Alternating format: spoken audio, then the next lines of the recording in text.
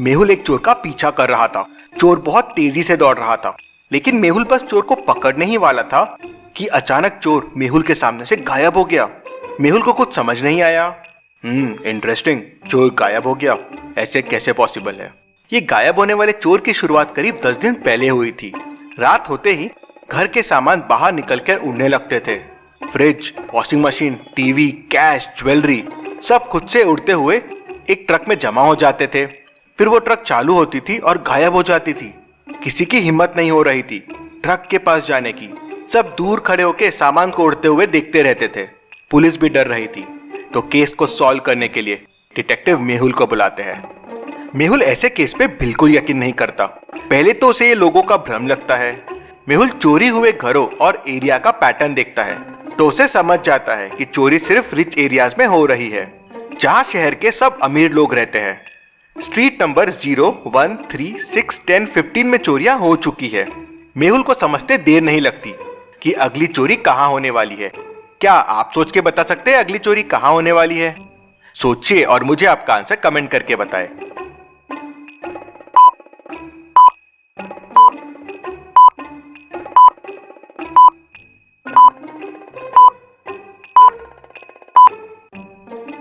अगली चोरी street number 21 में होगी। नंबर के बीच का डिफरेंस बढ़ रहा है। पहले 1 से बढ़ा, फिर 2 से बढ़ा, फिर 3 से बढ़ा, फिर 4 से, फिर 5 से, तो आखिरी में डिफरेंस 6 से बढ़ेगा। तो 15 + 6 हो जाएगा 21। मेहुल स्ट्रीट नंबर 21 में पहुंच के चोर का इंतजार करने लगता है। रात होते ही मेहुल देखता है कि सामान उड़ने लगते हैं और उड़ते हुए एक ट्रक में जाके जमा हो जाते हैं। मेहुल सामान का पीछा करता है, लेकिन सामान ट्रक में जाते ही गायब हो जाते हैं। मेहुल ये देख शॉक हो जाता है। इंटरेस्टिंग, सामान कैसे उड़ सकता है? मेहुल इसके बारे में पता करने के लिए भूल भुलैया साइंटिस्ट के पास जाता है। अब भूल भुलैया साइंटिस्ट ने खुद तक पहुंचने के लिए एक भूल भुलैया वाला रास्ता बना के रखा था। क्या आप इस रास्ते को देख के बता सकते हैं कौन सा रास्ता साइंटिस्ट तक जाता है? ABCD या E? सोचिए और मुझे आपका आंसर कमेंट करके बताएं।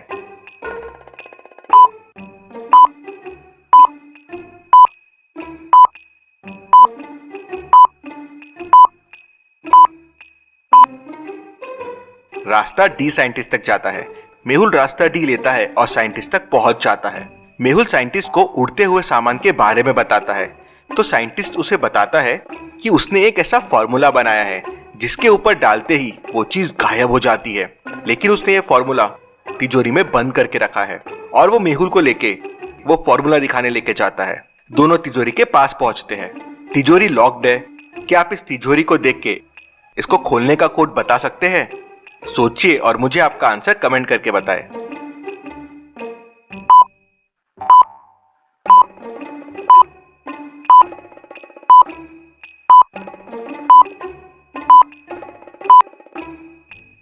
तिजोरी का कोड हो जाएगा 410।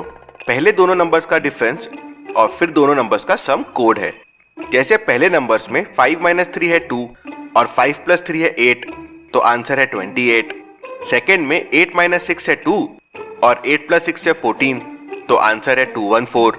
तो फाइनल में 7 - 3 हो जाएगा 4 और 7 + 3 हो जाएगा 10, तो कोड हो जाएगा 410। साइंटिस्ट तिजोरी खोलता है तो देखता है कि तिजोरी में से फॉर्मूला मिसिंग है। ओह नो, बोतल चोरी हो गई है, किसी ने बोतल चुरा लिया है। इंटरेस्टिंग, आपके लैब तक पहुंचना आसान नहीं है और तिजोरी खोलना तो बिल्कुल आसान नहीं है। कौन कर सकता है ये? मेहुल को तिजोरी पे फिंगरप्रिंट्स के निशान मिलते हैं। एक ग्लास पे भी फिंगरप्रिंट के निशान मिलते हैं। न्यूज़पेपर पे और फ्लास्क पे भी फिंगरप्रिंट्स के निशान मिलते हैं। लेकिन सारे प्रिंट्स थोड़े खराब हो गए थे, तो पहचानना बड़ा मुश्किल था कि ये किसके प्रिंट्स हैं। मेहुल लैब में काम करने वाले 3 लोगों से पूछताछ करता है। पहला कहता है, सर मैं तो कल छुट्टी पे था, मैं कैसे चोरी कर सकता हूँ? दूसरा कहता है, सर मेरा तो हाथ फ्रैक्चर है, मैं भी कैसे चोरी कर सकता हूँ? तीसरा कहता है, सर मेरा तो पैर फ्रैक्चर है, मैं कैसे चोरी कर सकता हूँ? क्या आप तीनों की बातें सुन के बता सकते हैं चोरी किसने की होगी? सोचिए और मुझे आपका आंसर कमेंट करके बताएं।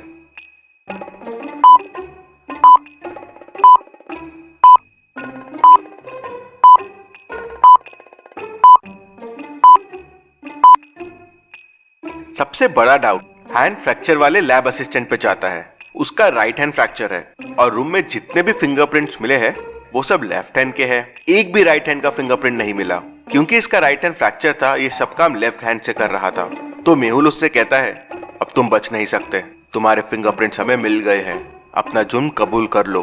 तो वो मेहुल को बताता है कि उसी ने लैब में चोरी की थी, फॉर्मूला चुराया, लेकिन इससे ज्यादा उसे कुछ नहीं पता है। उसे 1 करोड़ रुपए मिले थे फॉर्मूला चोरी करने के लिए। फिर मेहुल साइंटिस्ट से पूछता है, क्या कोई इलाज है इस फॉर्मूले से लड़ने के लिए? तो साइंटिस्ट कहता है, नहीं, इसका कोई इलाज नहीं है। हाँ, फॉर्मूले का असर 6 घंटे बाद खत्म हो जाता है। मेहुल लैब से चला जाता है और पैटर्न वाले हाउस के हिसाब से फिर चोर का इंतजार करने लगता है। वापस वही होता है, सामान हवा में उड़ने लगते हैं और उड़ते उड़ते आगे बढ़ने लगते हैं। मेहुल चोर का पीछा करता है, ये देख चोर सामान फेंक देता है और भागने लगता है। मेहुल को चोर दिख नहीं रहा था, लेकिन फिर भी मेहुल चोर का पीछा बराबर कर रहा था। कैसे? क्या आप सोच के बता सकते हैं?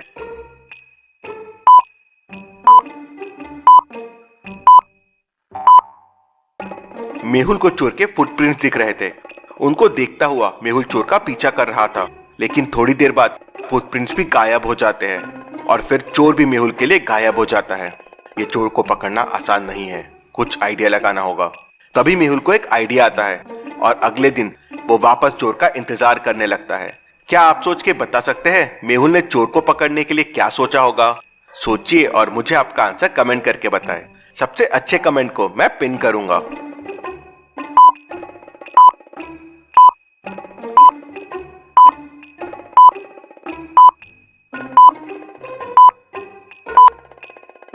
मेहुल एक आटे का डब्बा तैयार करके रखता है।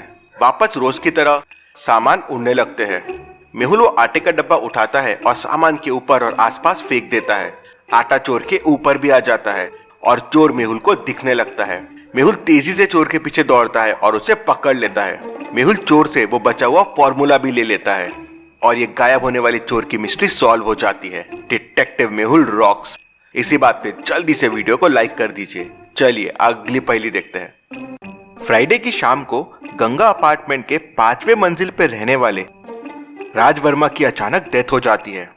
मेहुल क्राइम सीन पे पहुंच जाता है तो देखता है कि राज की डेथ जहर खाने से हुई है। पास में जहर की बोतल भी पड़ी हुई थी। रिपोर्ट से पता चलता है कि जूस के ग्लास में जहर देके उसे मारा गया है, लेकिन बोतल पे और जूस के ग्लास पे कोई फिंगरप्रिंट के निशान नहीं मिले। रात से मिलने उस दिन 3 लोग आए थे। मेहुल तीनों से पूछताछ करता है। रमेश कहता है, मुझे तो खुद राज ने फोन करके बुलाया था, उसे कुछ डॉक्यूमेंट्स देने थे। मैं बस गया, डॉक्यूमेंट्स दिए और वापस आ गया। वैसे तो कुछ मुझे दिखा नहीं, बस टेबल पे एक जूस का ग्लास दिखा था। दूसरा दोस्त शरद कहता है कि मैं रात से मिलने गया था, हमने साथ में बैठ के बातें की और फिर मैं वापस आ गया। हाँ, मैंने भी टेबल पे जूस का ग्लास देखा था, लेकिन मैंने उसमें जहर नहीं मिलाया है। तीसरा दोस्त श्याम कहता है कि राज को मेरे हाथ का खाना खाना था, तो मैं उसके लिए सब्जी बना के लेके गया था, हमने साथ में खाना खाया है और फिर मैं वापस आ गया। रमेश जो जूस का ग्लास बोल रहा है वो मैंने नहीं देखा था। तीनों की बातें सुन के क्या आप बता सकते हैं खून किसने किया है? सोचिए और मुझे आपका आंसर कमेंट करके बताएं।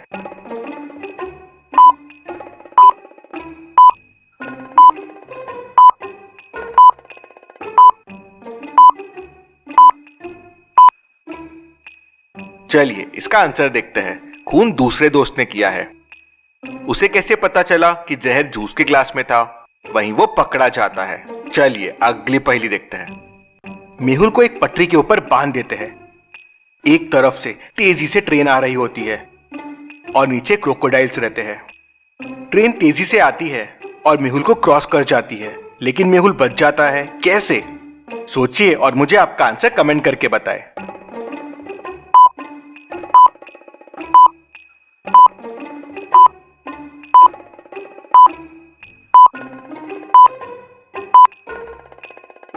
सिंपल है, ब्रिज पे 2 ट्रैक थे।